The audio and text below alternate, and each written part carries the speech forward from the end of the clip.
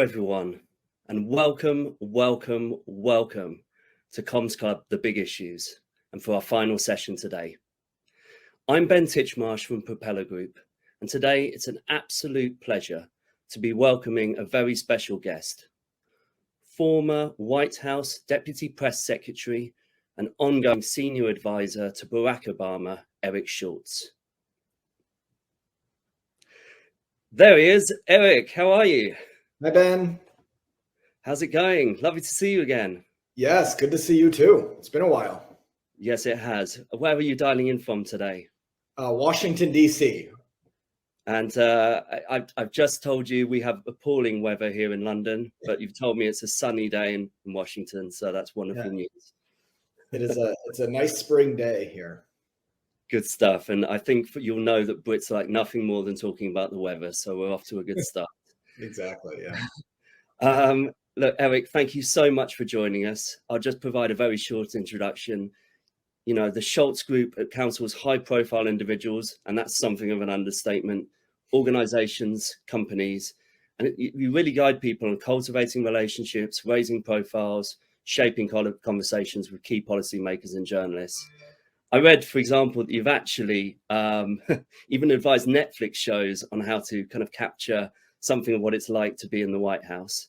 And, you know, you've also, even no less a source than Politico, described you as the go-to strategist that the White House officials turn to in times of crisis. So I can't tell you how delighted we are to have you with us. And if you can't tell us how to keep calm and carry on in a comms crisis, who can? So look, we'll get into it. I can't wait to hear more about your personal experiences in comms, how you deal with pressure, how you approach staying on message, and your advice about building compelling narratives. But before we get into that, it's probably worth saying a little bit about how we know each other.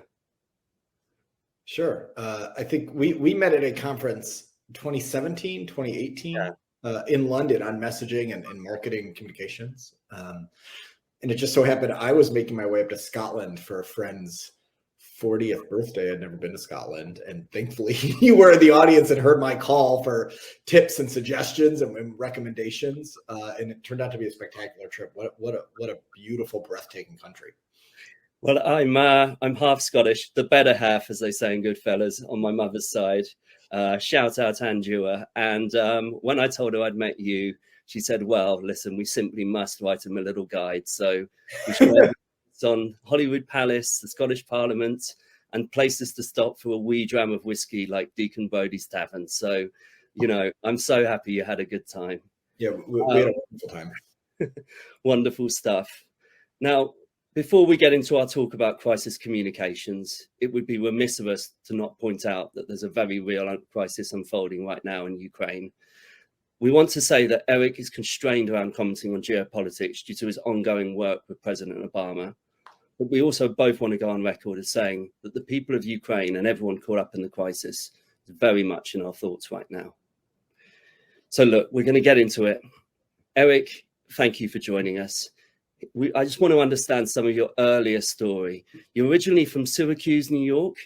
There's a term in movie parlance, a sort of an origin story. And I feel all great communicators, they either have a great origin story or they kind of create one. And my question to you was there anything in your background that you realized years later gave you a competitive advantage in comms? I'm not sure it was a competitive advantage, but looking back on it now, when I was growing up, my family, my dad was an elected official in our town. He was a town judge, and there was always an interest in a conversation around what was happening in our town, in our community, in our state, in our country, local, nationally, internationally. The news was always on. We were always discussing our reactions. And so I think from a very early stage, there was an understanding of sort of the importance of civic engagement and sort of playing a role in the greater good, and sort of I think too many of us think of government as sort of us versus them, and that's when it all breaks down. Democracy is of, for, by the people, and if you're not playing a role in that, then you're risking it truly becoming detached. And so, so I think that was sort of a early sort of value for me. My first job was on then First Lady Hillary Clinton's Senate campaign in New York. She was the first lady to ever run for office in her own right. And given the nature of the campaign, it was, it was an opportunity for me. I was 20 years old, 19 years old, and but sort of catapulted into working with some of the greatest minds in Democratic politics at the time. And I had a very low level role. I was in the research shop and sort of following around our opponent. But it gave me my first glimpse into the power of communications. I could hear our press staff and our sort of top strategists, working reporters, pitching a story, shading coverage. And then lo and behold, you'd wake up the next morning, read the newspaper, and all of that was sort of reflected in those stories. And for me, that was sort of the first time I saw the power of communication and storytelling. And it was then that I knew that that's what I wanted to do.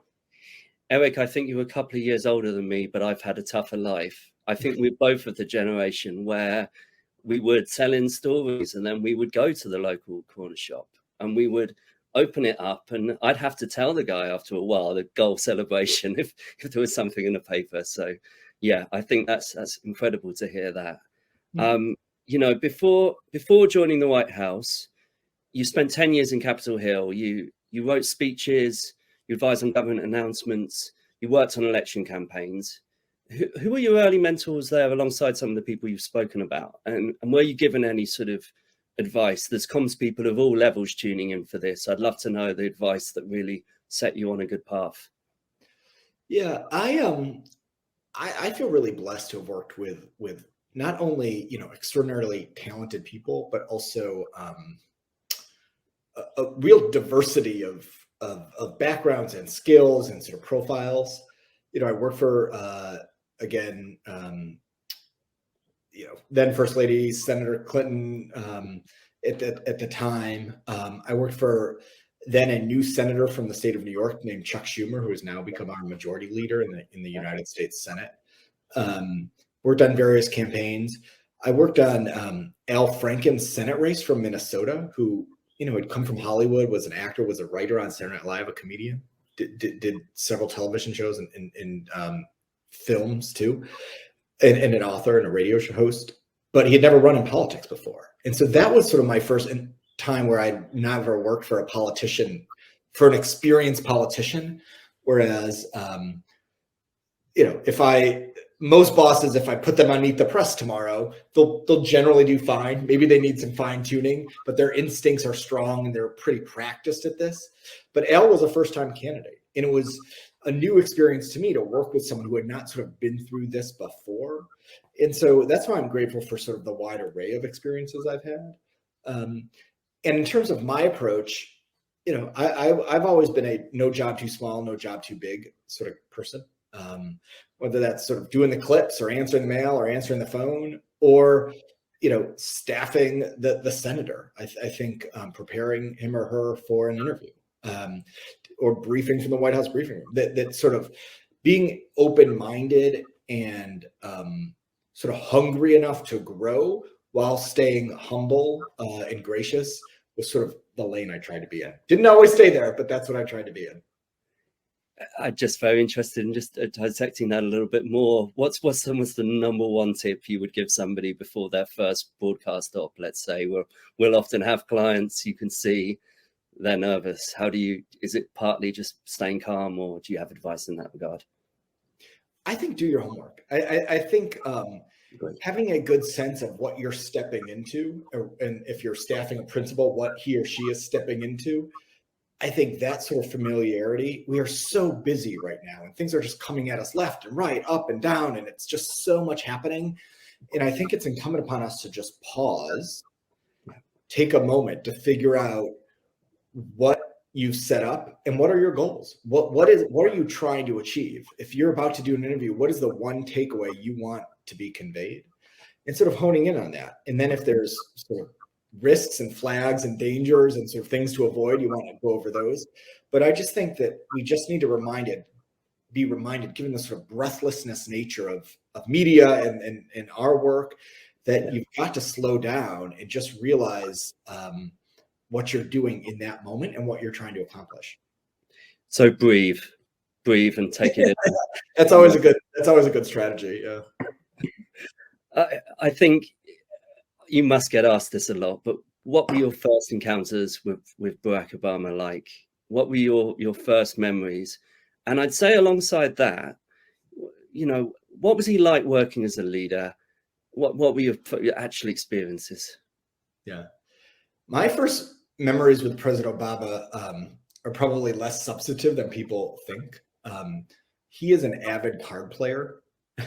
And so on long trips on Air Force One or where we'd be traveling, he would need a partner. And so somehow I got sort of volunteered to play cards. And it's one thing to have the pressure of briefing the press from the White House podium. It's another to be the president's partner in a card game that is important to him. And was it No Limits Texas Hold'em, or what were you? Yeah. We learned very hard. I learned the hard way about what it's like to let the president down. And so we sort of bonded over that, and over time, got to know each other. And I started with the White House in the spring 2011, so it's been 11 years. He's the longest sort of serving boss I've ever had, and I'm on the payroll, so this won't surprise you to hear. But as wonderful as you think he is, as part of his public profile, he is just as wonderful in person. He is obviously brilliant, but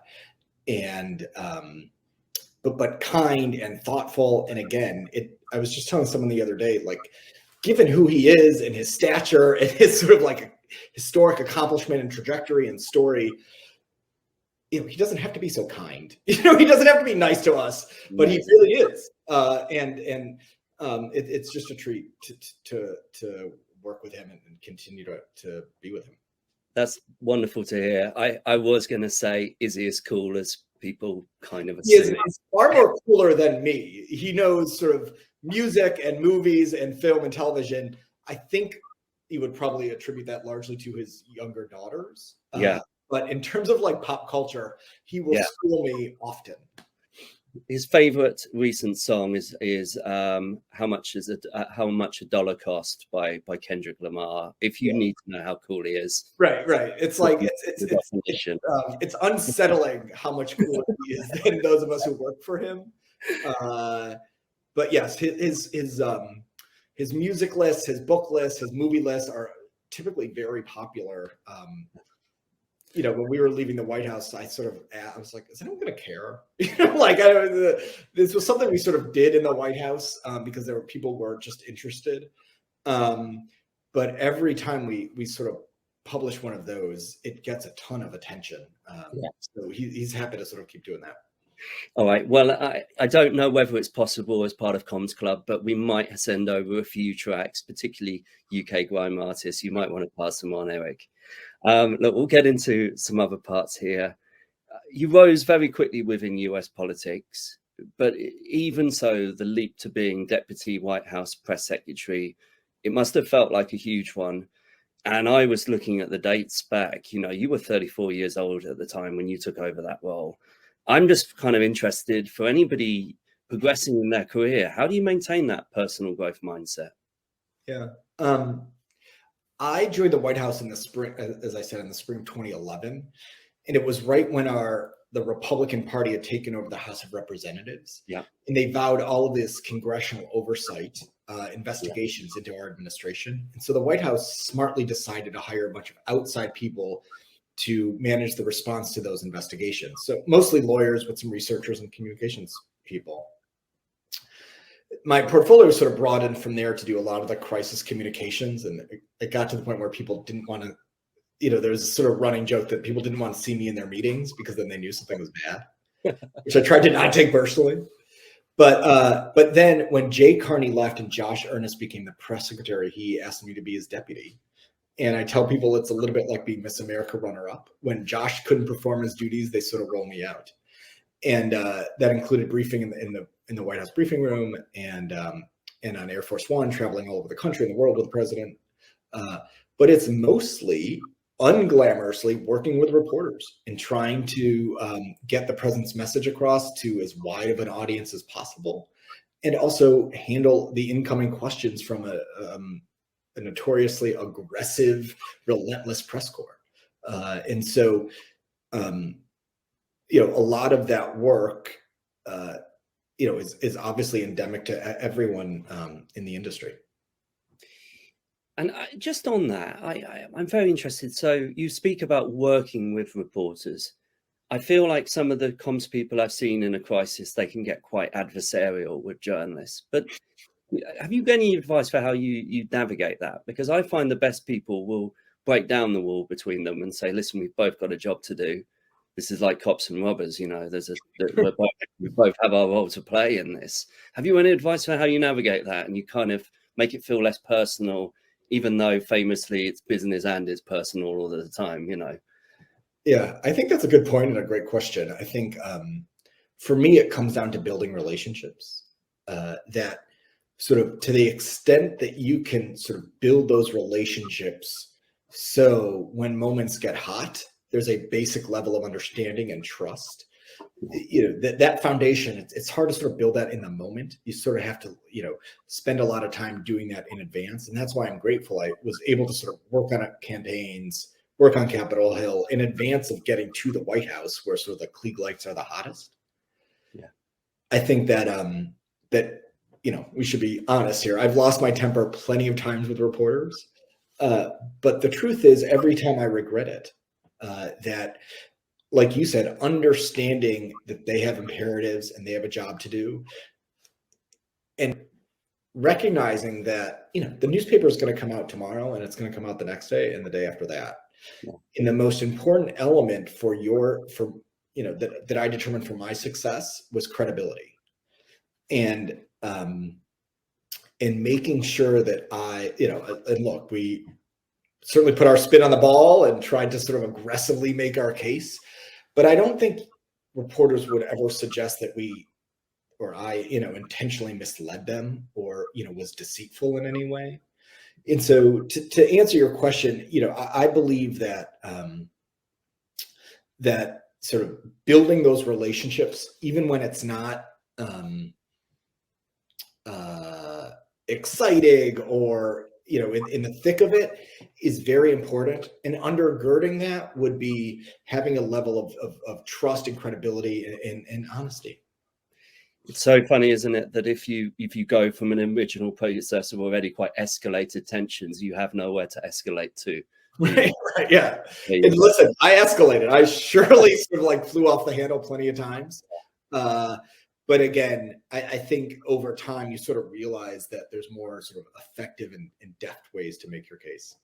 I always think it's a bit like the scene in Heat where they say we're really not that different, you and I, or whatever movie that is. I understand that there's always that dynamic. I'm very interested in what it's like to be in communications for arguably some of the best communicators on the planet. I mean, Barack Obama is indisputably one of the great orators, great communicators of modern history. But even he was dubbed too professorial by some of his critics. And that's me probably pointing out some of the lighter and less crazy stuff he was subjected to.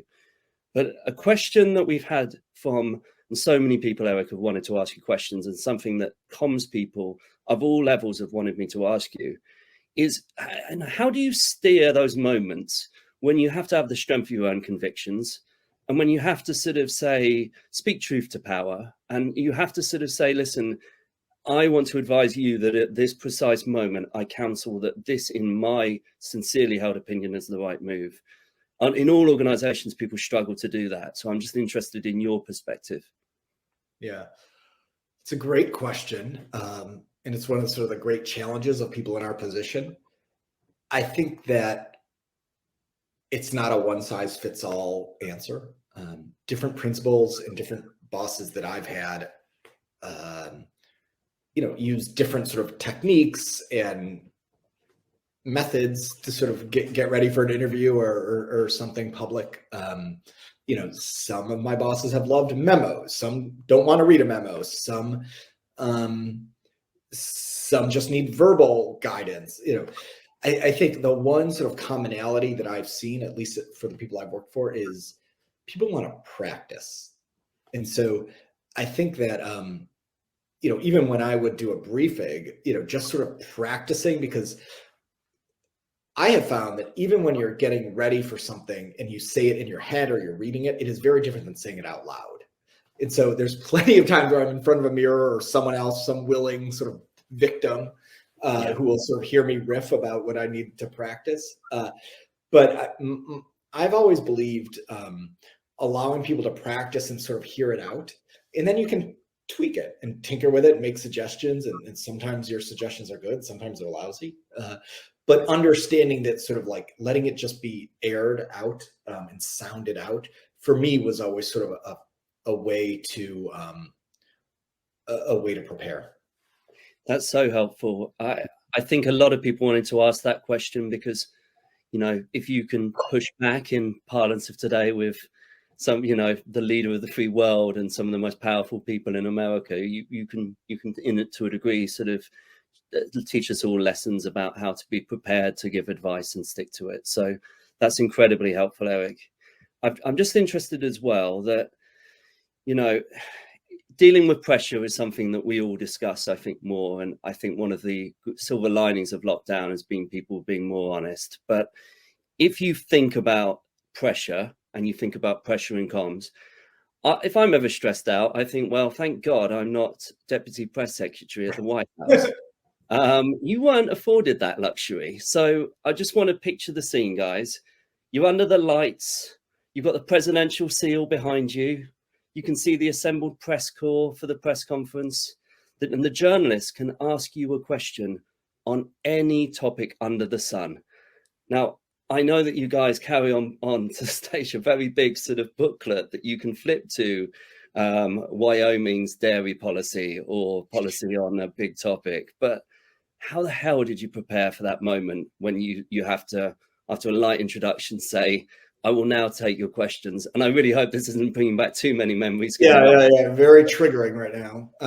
Look, you've been very gracious, but the truth is it was an honor of a lifetime. And I had always dreamed of getting to the White House, but I never actually thought I would. And you're right. It is there's not a lot of margin for error, right? I think a lot of people make fun of sort of political speak because it can be very anodyne and sort of vanilla and carefully worded language.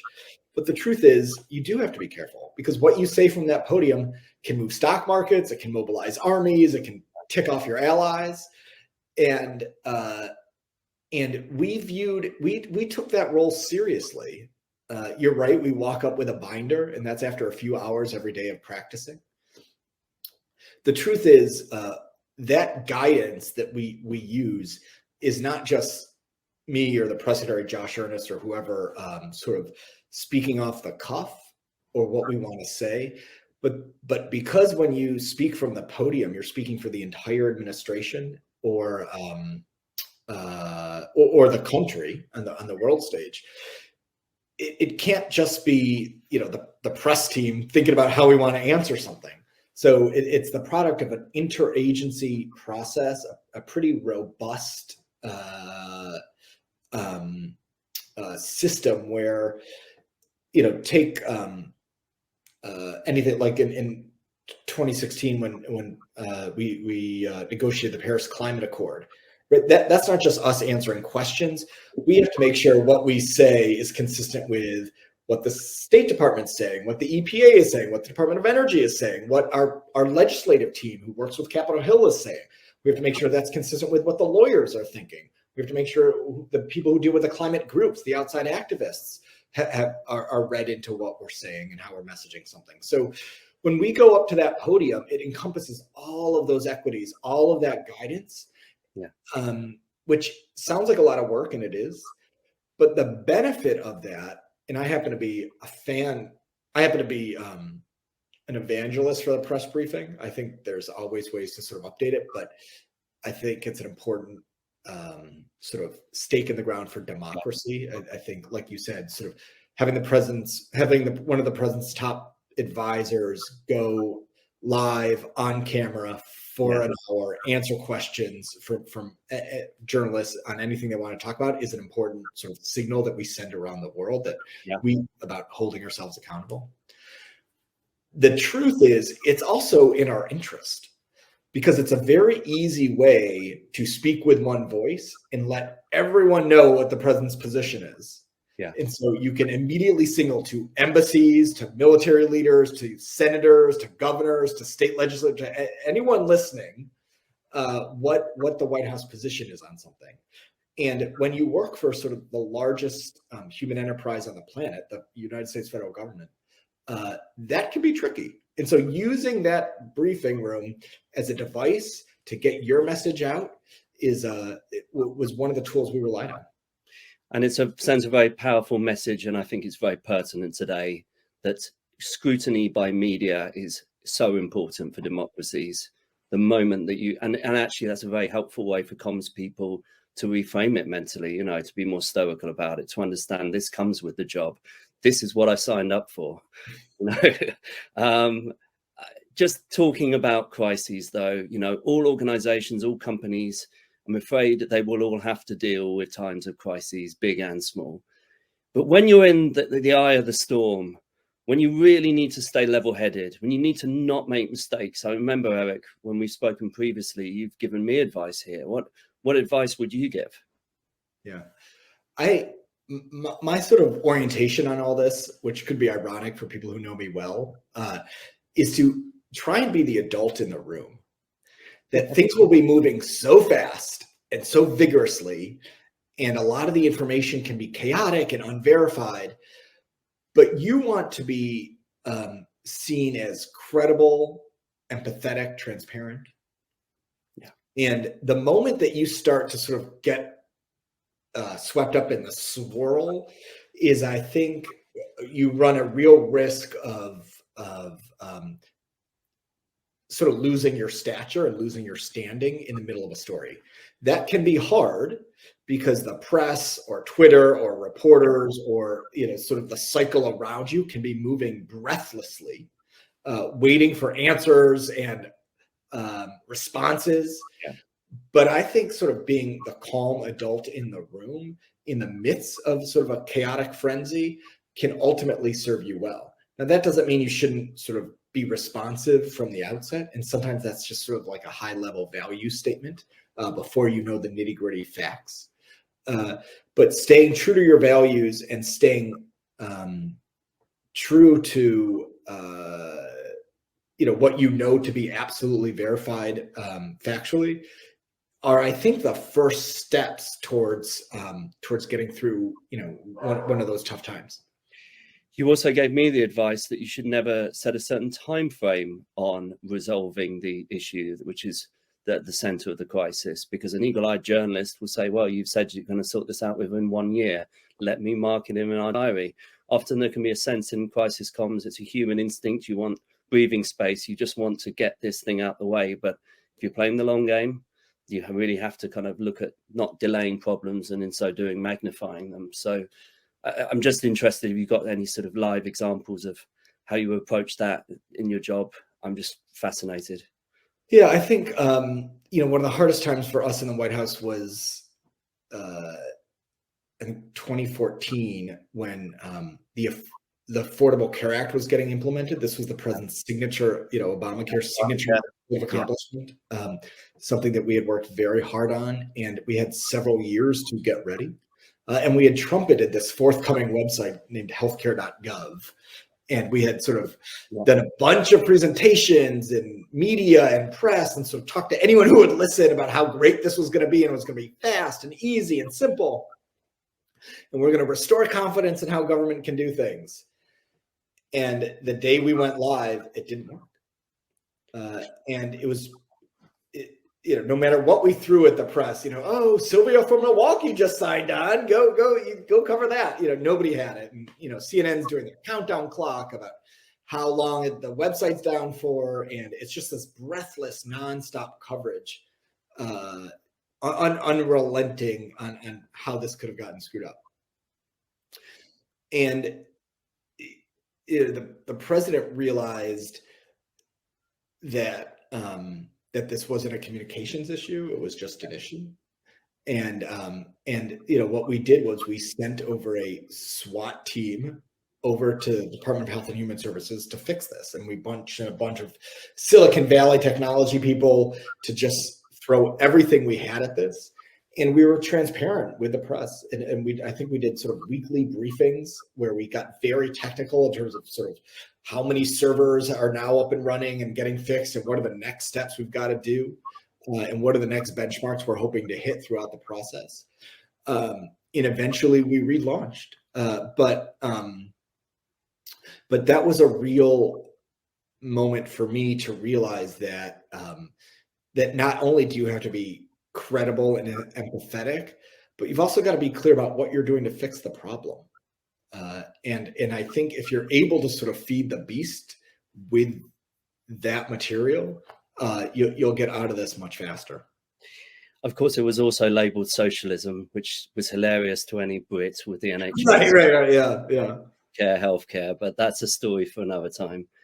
A big part of any modern communications professional's job is ghostwriting. It's trying to, as you say, level up to a key statement. It's trying to, solidify and sort of clarify everything into a single statement that are powerful.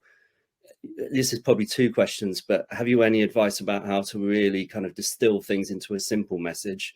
And have you any advice about trying to capture someone's voice if you are writing on behalf of them? Yeah, I think this I tell young people all the time who are just starting out or still in school, that just focus on your writing. If you ask me like the top 10 most important skills that I want in sort of new employees, it's their writing. Yeah.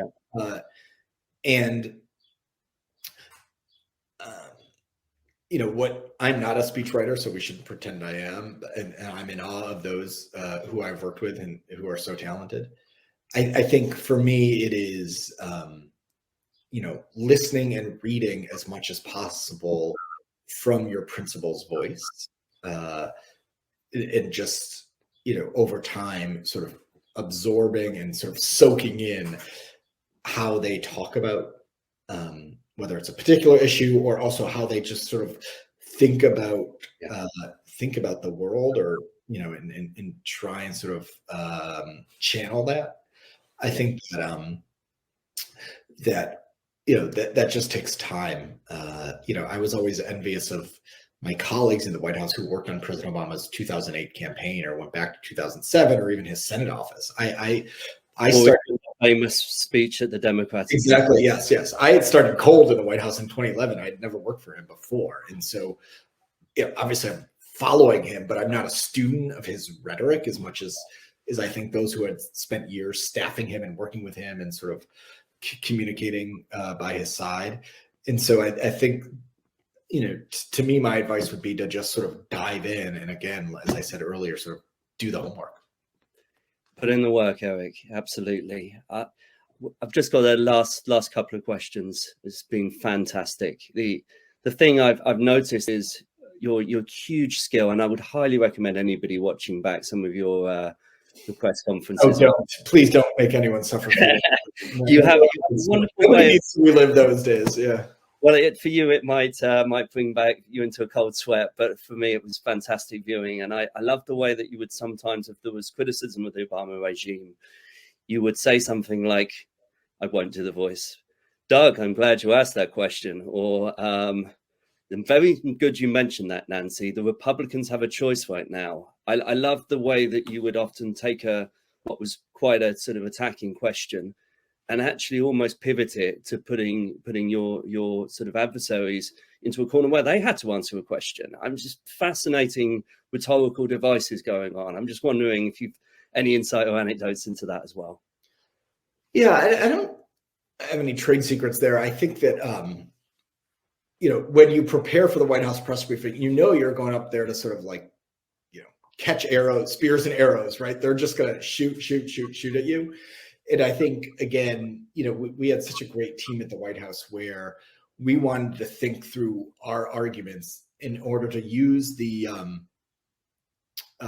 press briefing as not just an opportunity to play defense and to sort of answer our critics, but really to sort of frame how we thought the questions should be, not the questions of the press briefing, but the questions before the country or before Washington should be framed. And, it's not the most, it's not the best arena to have a sort of a nuanced policy conversation, but I do think it's an opportunity for whoever's briefing or talking or answering questions to be affirmative and be intentional in terms of making your case. Because as we said, if we're not going to, nobody else is. And so I think using the briefing as a modeling exercise for how we're thinking about some of the problems or the opportunities, was important, instead of just sort of, again, taking on those slings and arrows. Slings and arrows of outrageous fortune, as I think they say in Hamlet. Eric, this has been just absolutely wonderful. I'd just like to round off on your personal plans for the future, your plans for the Schultz Group. Tell me what you're up to. Tell me what your ambitions are. As I said, you were in the White House at 34, so yeah, all downhill. Yeah, all downhill. Future holds. Tell me more. No, everything's terrific. As you said, I continue to work with President Obama. I have a handful of other clients who I work with on strategic communications. I like I love the position I'm in because I get to work on projects and for clients that I like to work on and believe in. It's a cluttered media environment right now, but the sort of political and media landscapes have never been more intertwined. And so helping people or companies or organizations sort of navigate that is what I'm spending most of my time doing right now. Eric, that sounds brilliant. And on behalf of everyone involved in Commons Club, we absolutely wish you well with that. When I sent over the guide to Scotland, you sent me back a very nice line. You said, Ben, I owe you a favor. After all of this, I think I owe you one back, Eric. And I'll also look for you say a Scotch, we say a Scottish whiskey. I think I'll look for one in my family clan name is Dewar. We're not related to the whiskey fortune, but I will buy one from the shop and send it in way of thanks. Thank you. Thank you so much for your time. And this actually is the last session in Commons Club today. So really appreciate you taking the time to talk to us today. Of course, it was fun. Absolutely. Eric, have a great day. Cheers. Thank you. Cheers.